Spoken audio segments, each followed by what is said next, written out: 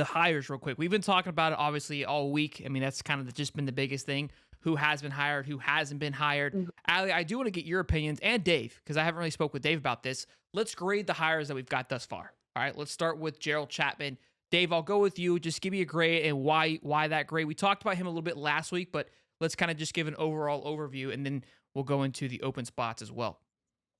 It's gonna be hard for me to give anybody an A plus at the moment, just because of that. But I'll give the Chapman B plus. There was a lot of LSU fans that really got behind him and said, "Hey, that actually is a good hire for Florida." I mean, if you look at the results he's put out there on the field and the time that he's had, just everywhere, the NFL, the college, all that. I mean, like you're getting a good coach in here to coach. So I will Yeah. give him a B plus. At the same time, like we live in the day and age of NIL, right? So you can say, okay, well, this is Corey Raymond. He's going to pull a lot of kids, or this is a big name. He's going to pull a lot of kids. Really, right now, NIL and everything else is controlling college football right now. So it doesn't even really matter if you have a proven recruiter on your staff. I would rather have a good coach that knows what he's doing and can develop kids. So I like the hire. It may not need to be a splash name, but if you go, you look at his resume, you can go on any kind of site. Like he has a lot of experience and he has put out results. So I like to hire. I'm not going to give it like an A plus or anything like that, just because I got to see something when he gets here. But I will give that a B plus because I actually did like to hire. I'm gonna give a B plus as well. Carlos Dunlap gave a rave review about Chapman, and Carlos played with Eric. He played with my brother. I really respect his opinion. He's a wild man, but he is a master of his craft. He cares about getting better. And he just had some glowing things to say about him. I can't give higher than a B plus because I know this has to be at least Florida's fourth or fifth pick, right? There's no way that the amount of time between the D-line firing and this hire that this was our first choice. He was pretty far down the totem pole. And I just find it hard to believe that you can come up with 5, 6, 7 names that are A pluses for the position that we're in right now. So, B plus, but I think it's a strong hire. This is maybe my favorite that we've made so far. Awesome. Look, I think that's a good point. It's just the fact that how much time was in between the defensive lineman hire. I like this guy a lot. I kind of want to give him an A, but I do agree with it does feel like it was, and from what we've heard, not the first option. And if it was the Mhm. first option, you would assume that would probably be more of a big splash, A plus type of hire. Um, but again, from what I've read, the Mhm. things he did at Colorado, he was handed the reins, stepped up, made some big time decisions. From what I was reading about his schemes, it seems like it fits well with uh, uh, Austin Armstrong as well. Now, I haven't, and we'll get into Will Harris, who has been extremely busy on the trail. Haven't heard the same kind of noise for Chapman. That doesn't mean he's not doing anything, but I Yeah. do like the impact that Will has made. Will even offered a 2025 edge rusher from Tampa. Like that ain't even in your position group, Will, but he's out there Yeah. hustling. So I do like that a lot. But look, good stuff there on those two picks. Real quick, though, we got over 600 people in here. Be sure to smash the like button and subscribe, boys and girls. Let's get into the new nutritionist. I'll go first with this one, Jake Sankel, I believe, out of Washington. This is an A++, simply due to the fact of his arms. They're absolutely incredible. Look, I like this a lot. I think we talked about it with Will. I want to pick your brain a little bit, too, obviously, being married to the legend punter during the Swamp Kings era, obviously the star and Emmy Award winner. But I do want to get his thoughts. We talked about how they ate and how they kind of fed him, lobster and fed, hot dogs to these guys. But I do want to pick your brain in a minute. But I like this hire a lot. I think it's a solid one. It shows me that you are aware of the lack of from what happened Mhm. last year. We interviewed a lot of guys. There's a lot of question marks on what they were eating and how serious it was being taken. So I'm hoping this move fits, I think complements the Craig Fitzgerald move as well. Allie, I'll let you go next. Okay, so I'm gonna give this, let's say, a B minus, and I'll tell you why. I don't know anything about Jake personally, and he may be amazing. I have a couple thoughts on firing the nutritionist just to begin with. My thought is your nutrition program should be and probably was overseen by your strength and conditioning program. So if that was a negative, then that's an even bigger negative for Hawk, right? And not fired him, but just moved him to a different position. But if we're saying the nutrition sucked too, then we're saying you basically sucked at both aspects of your job, but somehow you're still on the staff, which I don't love. My question about bringing in a guy from the NFL is this. Most NFL players have their own personal trainer and their own personal chef. So the responsibilities of an NFL guy cooking for a team are going to be so much less than at a college program. A college program, you are determining the nutrition for every single one of these players. I guarantee you there are players for teams that he has worked for that hasn't taken a single piece of his advice, not because he gave bad advice, but because they have their own guys that they pay. They're following those regimens created for them. They're not following the regimen created by the nutritionist that the Giants employ or Washington employs or, whatever, Denver employs. That's not really the way the NFL works. So it makes me, I don't want to say concerned, but it's going to be a very different job description than it was in the NFL. So size of the arms don't matter. No, not in my grade. Okay. All right, whatever. Dave? Hey, I don't know if I can beat what Ali said. I will give it a B plus though. I think the fact that he's had experience in doing this, also has strength and conditioning experience, so he knows what goes into good nutrition when working out and all that. Because I'm a guy, I go to the gym, and you got to have proper nutrition if you're going to build the muscles, you're going to get good cardio. You got to do all of that. So I kind of like his knowledge based in, not just nutrition, but strength and conditioning. He also did some baseball stuff too, apparently from his past. So as I said, I can't really give it like a super A plus whatever you gave it, Shelton, but I will give it a B plus just based on the fact that he can kind of, I guess, with the new strength and conditioning coach, they can kind of talk, maybe get an idea of maybe what kids like or what they don't like, how they can kind of work it into a nutrition program for them to gain strength also. But, I think it's good just because he's got some strength and conditioning experience as well. Yeah, I like the little combo there. I think it's a complimentary hire to Craig Fitzgerald. But that's a great point, Ali, about coming from the NFL. And I did actually speak to that where, you got like people like LeBron James, these guys that make a lot of money, they just go and drop $250,000 on their own person to truly invest in them. And look, when you're at that level, that's what you would expect. Right, so this guy's kind of probably just cooking for the rooks and the kickers. So that's a solid point. But look, I would hope that obviously the conversation was like, hey, my ass is on thin ice here. We need you to lock it in. Yeah. Ali, I'll let you go first with Craig No Neck Fitzgerald here. I think Florida obviously needed to make a change at strength and conditioning. I think you make a solid hire in strength and conditioning, and the rest of the hires may not even matter. It may be enough to be a massive difference. Florida got pushed around last season. And, the interesting thing is I don't think they ever looked out of shape. I don't think there was ever a point in time where they looked so winded and the other team didn't. I think they just looked soft and they looked slow.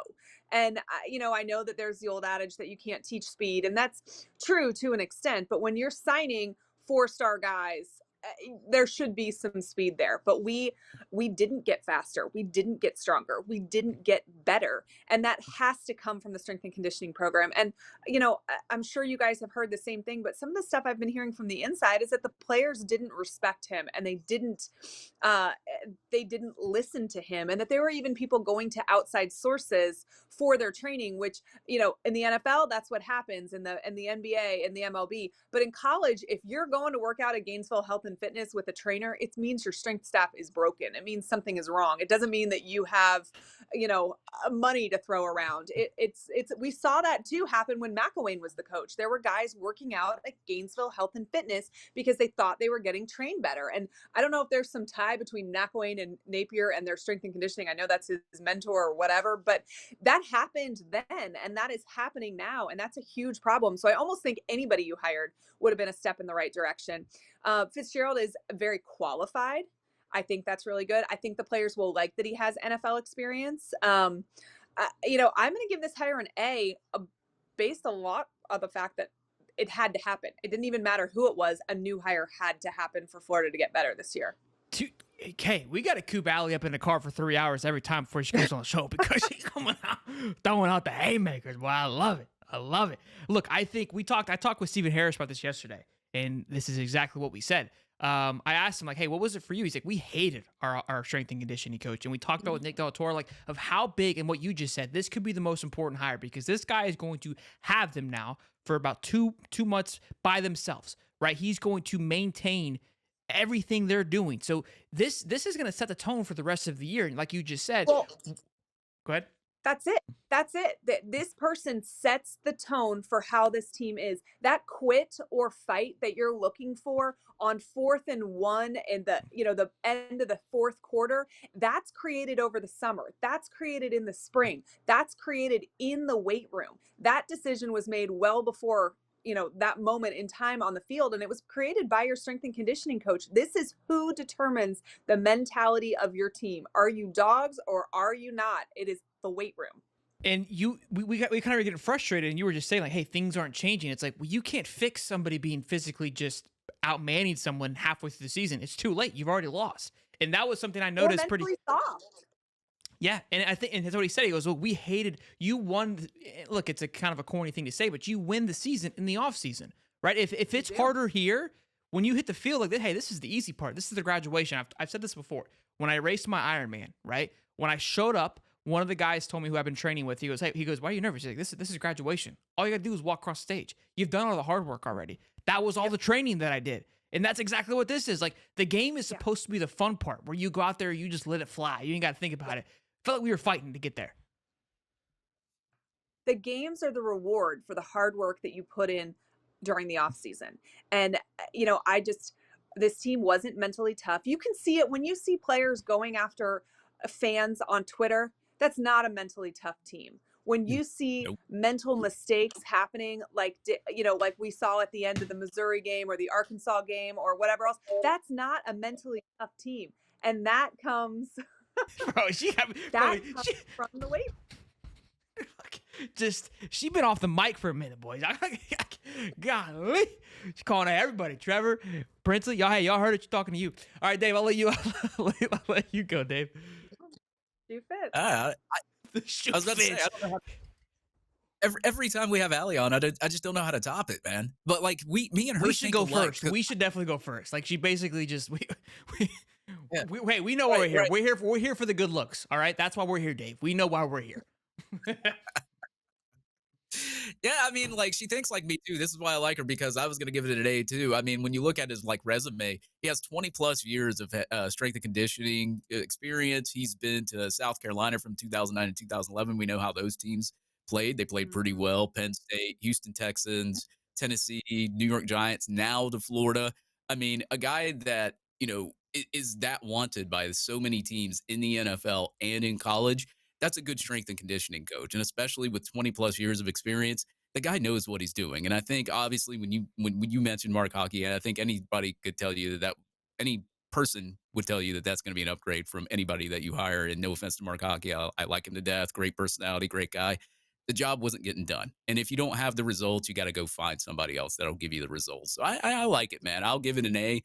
And, as long as the hashtag hit somebody can come back, and it actually works when we hashtag hit somebody, I'm okay with it.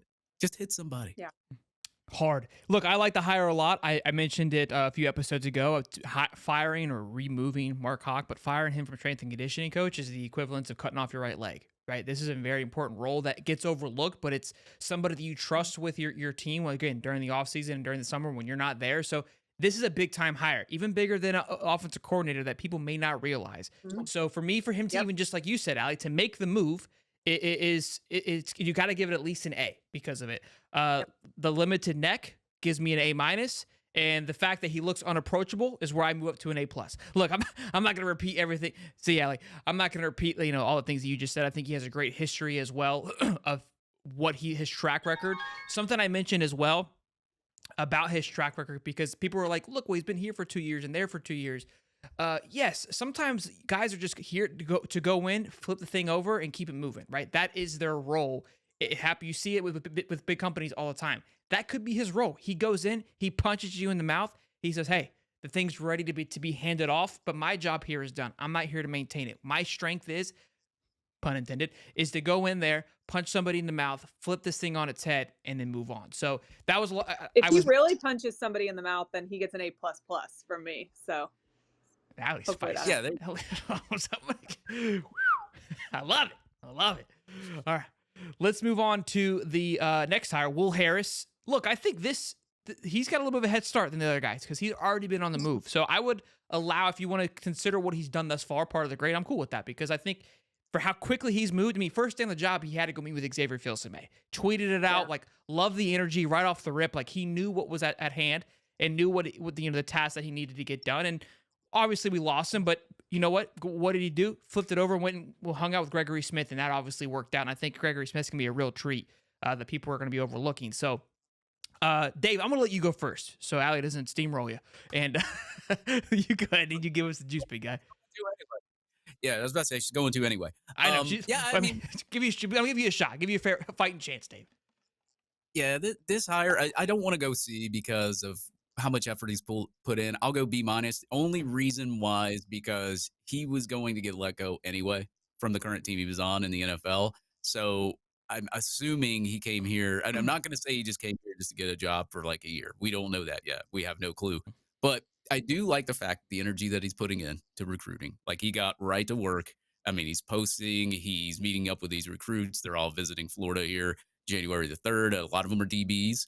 I will say that I do like his resume as a recruiter. And then when you look at it too, a lot of people will say, okay, well, the defensive line, they didn't give up a lot of pressure. So it put a lot of, it put a lot of stress on the backfield and kind of was giving Raymond a pass for that. But when you go really look back at some of the things last year, I mean, as Ali said, nobody was hitting anybody.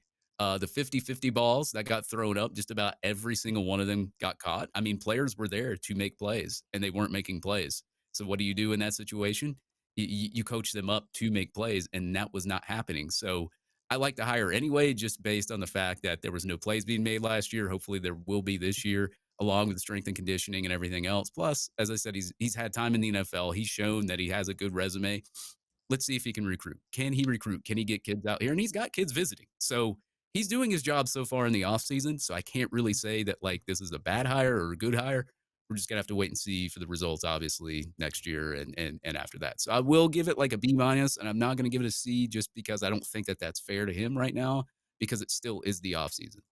Real quick before you go, Allie, I think an important thing to note that this is me just assuming here, the relationship with Corey Raymond and Austin Armstrong, there probably was a little bit of battle there. I feel like with Will Harris coming in, that if there's a conversation or there's a reason for frustration, Austin, with both hires, I think will now have more of a voice than what he may have had before. Because although he was the DC, he's coming into what was already there, and that's a hard thing to come in, especially with the youth. It's hard to come into two coaches that have already been there, they're established, and win that thing over without a hell of a resume, which Austin did not bring in. So I think it's going to be, again, a compliment, more complimentary to Austin Armstrong. So it may not be very flashy or splashy, but it may be more beneficial in the long run. And again, strength and conditioning is going to be huge on that. Go ahead, Allie.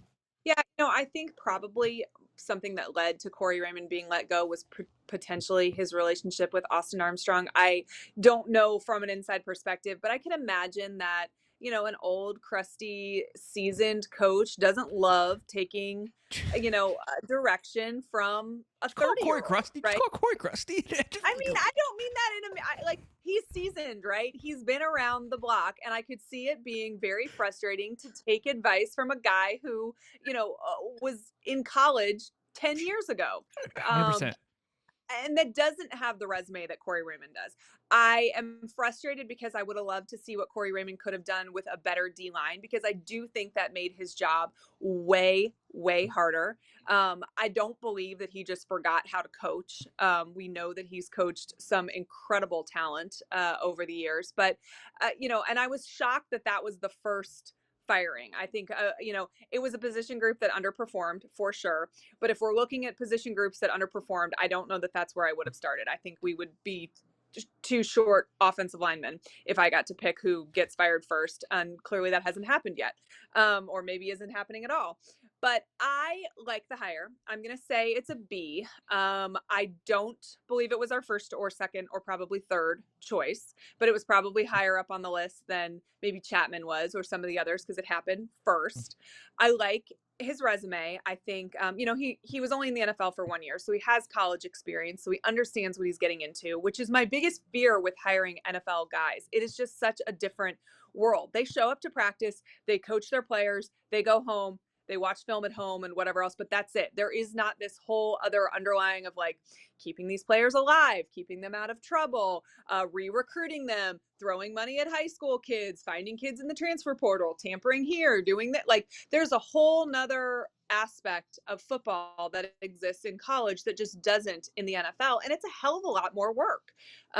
So I hope that when guys make the jump from the NFL to college that they get that. But I do think that it's not like Harris was in the NFL long. I love his California roots. I think that that could be a huge help recruiting wise. Obviously, it remains to be seen whether or not it is, but that is a hotbed of talent we could pluck from. We don't usually. He's young, so he should relate to these players, and he has hit the trail hard. We're going to see, how often that pays off in the next couple of weeks, but it won't be for lack of effort on his part. Something to note too, because we mentioned this about Chapman and now Will Harris about not being the first option. We talked about this with Connor Kirk. I'm going to give him credit for this. This is like me spinning this off the top of my head, but a lot of these guys, look, they're understanding they're coming into a very hostile situation where they may not have a job next year. So people are getting frustrated of like, oh, why didn't we get the first guy? It's Florida. You're right. But they may not have a job next year, and they're going to take a risk with a coach that, if you take a look at Twitter for 5 seconds, isn't the most loved right now. So look, the guys that are buying in, that gives them, you got to give them a little bit of extra bump in love because Billy is selling them like, hey, like you may not be here next year, but here's my plan. Well, you trust it. that's probably why we get some guys that, don't have major Power 5 experience or much of it, because they're like, okay, well, I can go from the smaller school that I'm at and at least get to experience this big program, hone my skills and be ready for the next opportunity. It's going to be harder to convince older seasoned coaches, I think, to make that jump at this moment in time where we are right now. These guys are like, okay, well, this is going to help my resume, whether or not this works out long term. And look, they're gonna give you a plus effort because they want it to be a good plug, not just a name on the resume. They're like, hey, I went here for a year and here's what I was able to do in a short amount of time. So next up, offensive coordinator Billy. He's gonna be the offensive coordinator next year, guys. So I want to get a grade on that. No, look, who F. Okay. Brendan Marion, a UNLV offensive coordinator, was a name that was being tossed around. I would assume if it was a go. that he would have been announced today after the game, because there's obviously this big question mark of like, hey, if we are hiring, what are we waiting on? Well, maybe our offensive coordinator is in a bowl game and they don't want to mess that up. So again, I don't think it's him based on what's happening. I think there's still a big question mark. Is there going to be an offensive coordinator?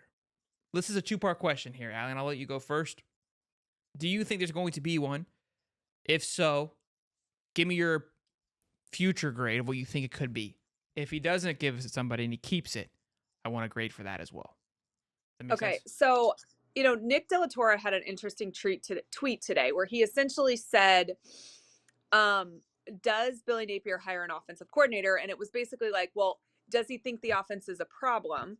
Does he think he has more time? If he doesn't have more time, does he risk the time he does have in somebody else's hands? If he has more time and he believes the offense isn't the problem, then why would he make a change?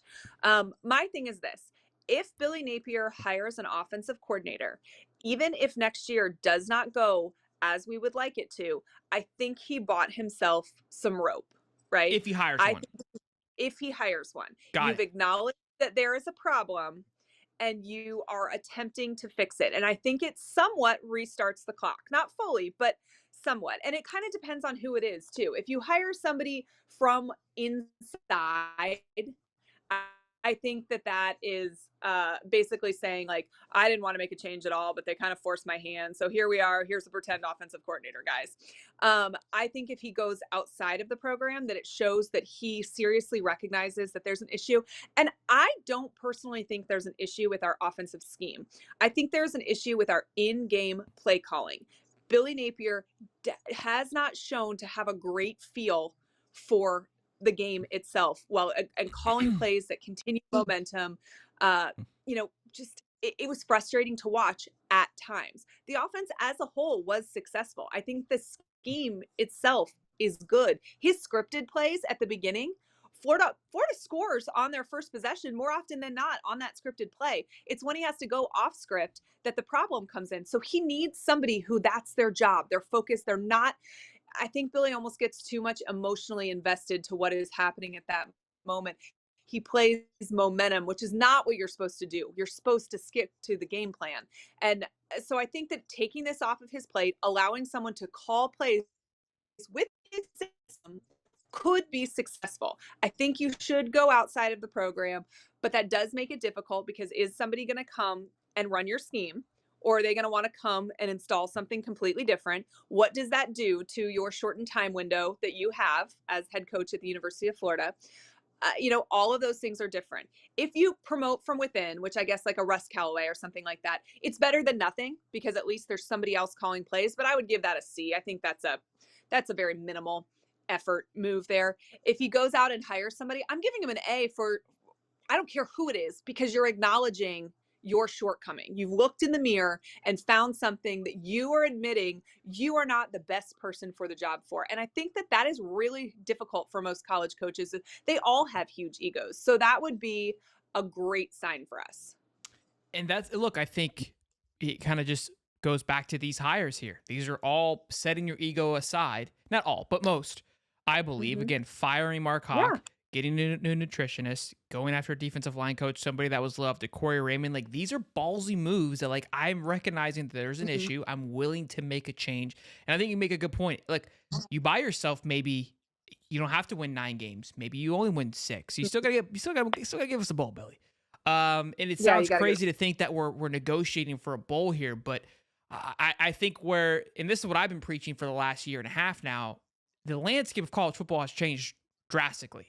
And I'm not trying to excuse Mm-hmm. anything or making excuses or continue to push the Billy train. I'm just simply laying out the facts here of like, it's not what it was when Urban took over. That's just a fact. Yeah. So Yeah. what do? We start over, and with the transfer portal, like, guys just can leave very easily, and like, yeah, somebody can come in and we can pull what Auburn is doing right now and what Texas A&M doing. They're flooding everything in, but the moment that doesn't work, it's going to flood right back out. So you're going to just constantly see this until you allow something to establish itself. Eli Drinkwitz is a prime example of that, of somebody who probably was on the hot seat going into this year. What did he do?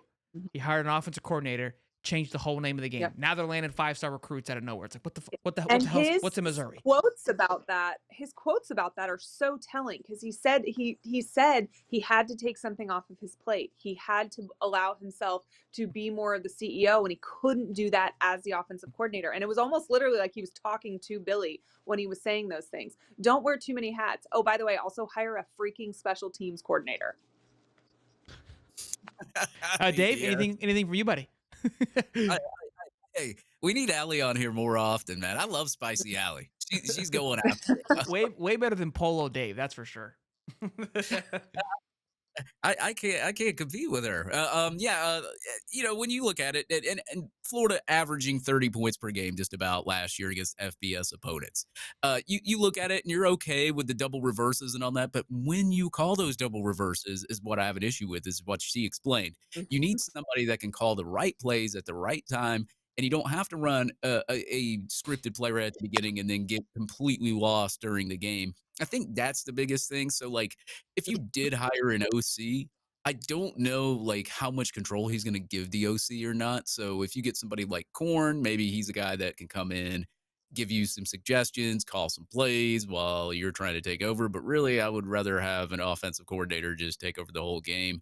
I like Marion, and there's a lot of mutual interest there. And I think it's really, really stupid if you pass on that, but that's just my opinion. The special teams coordinator, yes, we need to hire one of those. I know we didn't put those up there, but I mean, I'm okay with any type of OC coming in here. But I think if you don't hire an OC, like you said, you're not really showing the fan base that you're trying to correct the issues that are out there on the field. It's like there's been many of Or you games where you're in nail biters with a bunch of teams that you shouldn't be in nail biters with. you hire an OC, maybe that scores you an extra touchdown against Missouri. Maybe it gives you an extra couple touchdowns against Arkansas. Maybe, and then you're sitting here winning 8 and 9 games, and you're not having to worry about being on the hot seat anymore, as opposed to, and I think really the defense is where I really, really, would like to see a better improvement there. I don't think the offense has been completely piss poor. We've seen piss poor offenses underneath Will Muschamp, but I think Sure. that the offense can get better. I think if you can bring that 30 points per game up to 35 or 36, then you're really talking about a good offense. And then you increase the defense a little bit. You get a little bit better at defensive play. Then with the talent that you have, you're looking pretty good against these other teams. And then it improves your recruiting down the road. And then you can get more elites in here when they see the results out there on the field. So I Domino think you'd effect. hire an OC. So I don't know. I give you an F if you don't hire an OC. I'm sorry. Hmm. We'll see. Look, I mean, hopefully next week is a busy week, not just in the portal, but in hiring as well, because you're running out of time where plugging somebody in. You got to get somebody there. Look, they're not coaching, but get them in, get them established, meet the players, right? All those things. Also, too, something to note: last year at this time, which how national signing day played out leads me to believe that recruiting is a complete waste anymore.